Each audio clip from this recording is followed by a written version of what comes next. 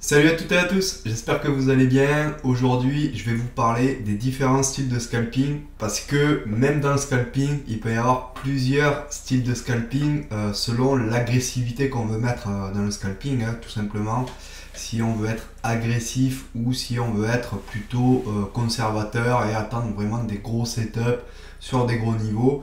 Donc, je vais vous expliquer tout ça dans cette vidéo. Alors, pour commencer, je vais vous parler d'un scalping plus conservateur, un scalping qui est à la limite de l'intraday, hein, c'est-à-dire qu'on va prendre un scalp tout simplement hein, sur des grosses zones.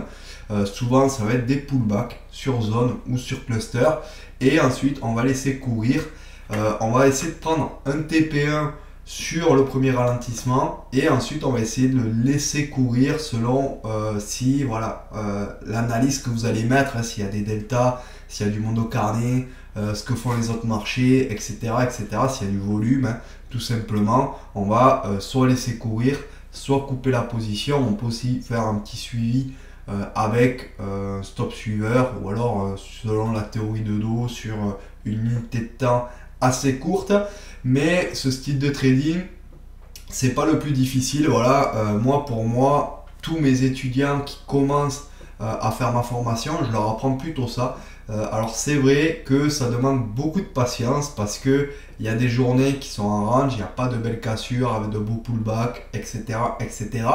Mais ça met le pied à l'étrier, j'ai envie de dire, et ça vous discipline, ça vous apprend à attendre les setups qui valent vraiment le coup. Le plus gros problème, moi, que j'ai chez les gens, chez les étudiants qu'on a, c'est des gens, en fait, qui commencent à s'ennuyer et qui veulent absolument mettre en pratique la méthode. Et puis, franchement, je leur en veux pas parce que quand on a intégré une formation, on sait bouffer tous les modules, etc.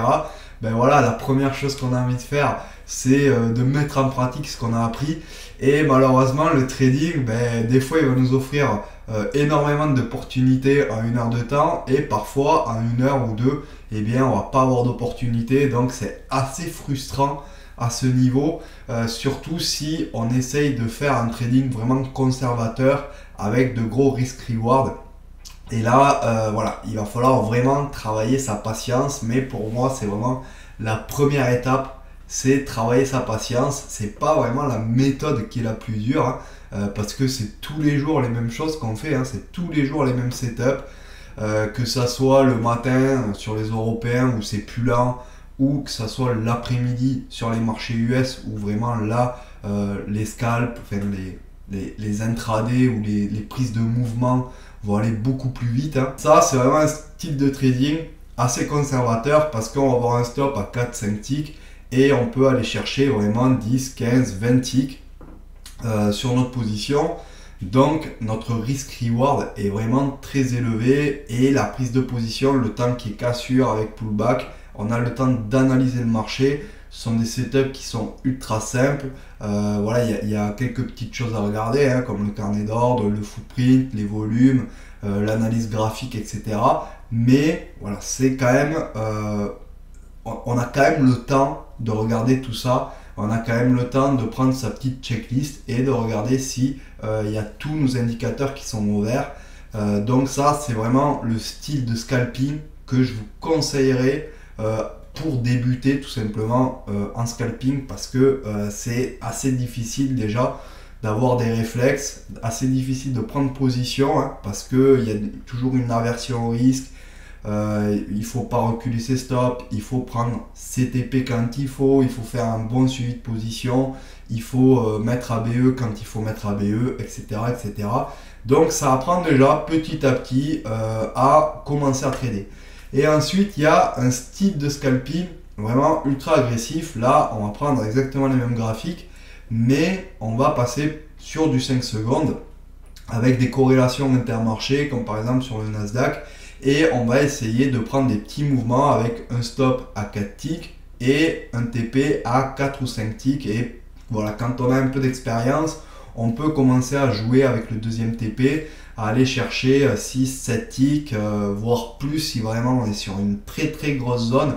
Mais le but de ce scalping, c'est vraiment d'aller chercher 4 ticks tout le temps, 4, 5 ticks. Parce que là, on va jouer sur des réactions. Alors c'est un style de trading qui fonctionne extrêmement bien.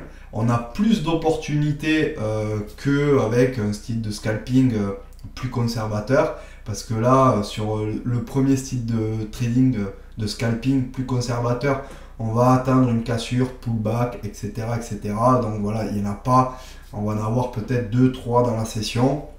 Alors qu'avec ce style de scalping ultra agressif, là, il y a moyen de plier la session à l'ouverture en 15-20 minutes. Voilà, on a fait son beurre et puis l'affaire est faite. Et on n'a plus besoin de prendre de risques et on va passer sur soit un démo, soit sur un autre compte, soit sur un style de trading qui est un peu plus conservateur. Mais voilà, il faut toujours être patient, il faut toujours avoir ce réflexe de prendre ces trades pas n'importe où, parce que voilà, je vois trop souvent des gens qui essayent de prendre des setups en scalping au milieu de rien, voilà, sur un petit support résistance en 5 secondes. Ça, c'est vraiment assez dérangeant. Parce que souvent ça marche pas, et vu qu'il faut un taux de réussite qui est vraiment élevé, il faut vraiment prendre les setups qui ont un taux de réussite vraiment très élevé. C'est très important. Ensuite, il faut surtout pas reculer ses stops, il faut prendre ses TP. Ça aussi, c'est une grosse erreur que je vois dans mes cours, enfin, avec mes élèves. C'est des élèves qui prennent des setups de scalping et qui veulent toujours aller chercher plus, ils veulent faire limite un intraday sur une cassure. Donc voilà, ça marche pas. Voilà, il y a des setups, on va chercher 4-5 ticks. Parfois, oui, ça part en intraday.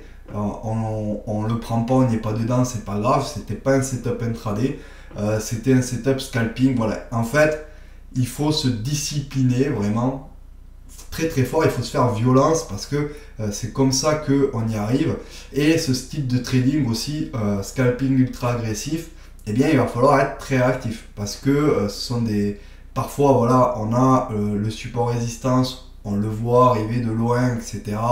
On peut le prendre relativement facilement, on se met en position, des fois on attend 5-6 minutes avant que le prix vienne nous chercher et qu'on fasse nos 4 ticks. Mais parfois voilà, il y a des cassures qui se font avec des pullbacks, et voilà, en 10 secondes on peut prendre 2 trades et ça va très vite, ça va très vite. Donc il faut être ultra réactif, et il faut réagir en fait sur ces zones là et prendre les trades. Et une fois que les trades sont passés, eh bien voilà, on n'intervient plus.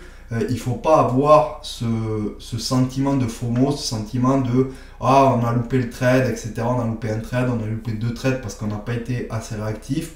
Et voilà, on se dit c'est dommage, et du coup on va passer sur du scalping au milieu de rien, voilà, avec pas de niveau. On va essayer de prendre des petites cassures de tout petit range en 5 secondes, et voilà, ça marche pas. Ça va souvent être des fausses cassures avec réintégration, on va se faire sortir à 4 ticks, et après il y a l'envie de se refaire, etc. Donc ça, il faut vraiment oublier ce sentiment là de FOMO, ce sentiment de vouloir se refaire, de vouloir prendre une opportunité parce qu'on en a loupé une autre. Il faut de la discipline en scalping, et c'est vraiment ça qui pêche chez la plupart des traders. La plupart des élèves que j'accompagne au début, en fait, ils commencent en démo, et ensuite en démo ça se passe super bien, etc. Ils arrivent à faire des belles journées parce qu'ils sont ultra disciplinés, ils n'ont pas de pression, ils n'ont pas peur de rentrer en position, ils n'ont pas peur de perdre, etc. Donc il n'y a pas de souci. Et ensuite, voilà, le premier passage en réel est assez difficile souvent. Premier passage en réel, on a ce sentiment, voilà, de perte, on a ce sentiment de vouloir gagner. Souvent les gens ils veulent toujours gagner plus, donc ils prennent pas leur TP, et ça c'est vraiment dommage. Prenez vos TP, je vous l'ai dit, reculez pas vos stops et prenez vos TP quand ils se présentent. Et ensuite voilà, il y a toutes ces émotions en fait qui sont démultipliées par rapport au mode démo. Et souvent le premier passage en réel, alors souvent moi je conseille aux gens de passer en réel sur une propre firme, ou alors de passer en réel sur vraiment des tout petits comptes avec voilà, des micro-lots, et on compte les points, on compte pas les euros ou les dollars, et voilà, le premier passage souvent il est difficile, et c'est là que on commence à travailler sur sa psychologie, Et sur ça, patience, c'est vraiment très important. La rigueur, la patience, attendre les setups. Quand il n'y a rien à faire, on ne fait rien. Même en scalping pur et dur, parfois, moi je passe une demi-heure, trois quarts d'heure, je ne fais rien parce que le marché range au milieu de rien et on n'est pas sûr. Voilà, on n'est pas sûr. Donc moi, je préfère attendre, être sûr. Et derrière, voilà, souvent les opportunités s'enchaînent quand on arrive sur les niveaux. Et c'est ça vraiment qu'il faut travailler quand on est trader, qu'on commence en fait à débuter sur une nouvelle méthode. Pour conclure, si j'ai vraiment un conseil à vous donner, si vous voulez vous lancer dans le scalping ou que vous n'êtes pas encore rentable en scalping, c'est de choisir voilà, des setups un peu plus rares, mais avec un fort taux de probabilité de réussite et un gros risk-reward. Comme par exemple, cassure de gros niveaux avec du volume, du delta, ensuite pullback sans volume et on gère la position avec un stop relativement court à l'entrée. Et ensuite, on fait une gestion de position. Voilà, on prend le TP soit sur les plus hauts précédents et ensuite on laisse courir en TP2, etc. Mais voilà, ça va nous faire travailler notre patience. Déjà, la patience très important en trading, ça va nous faire travailler notre gestion, ça va nous faire travailler aussi notre psychologie, ne pas reculer les stops, prendre ses stops, c'est très important, où placer ses stops. Voilà, connaître aussi un peu le marché, pas se faire avoir avec les news. Mais voilà, il y a plein de petites subtilités à connaître et on va avoir à la fin une rigueur et une confiance en la méthode qui est voilà, qui va être assez solide. Donc on va être déjà plus à l'aise sur le marché et ensuite une fois qu'on sera rentable sur cette méthode là, on va passer sur du scalping plus agressif, on va avoir plus d'opportunités, mais il va falloir être beaucoup plus réactif. Et bien sûr, voilà, prendre ses TP, savoir prendre ses pertes, etc. Donc là, ça va être plus difficile parce qu'on va avoir moins le temps de réfléchir. Il va falloir agir vraiment. Il va falloir, voilà, si le trade ne part pas, mettre ABE, voire couper sa position si on voit que le marché se retourne. Il va falloir aussi faire attention aux corrélations intermarchés à court terme, voir si ce que font les autres marchés tout simplement.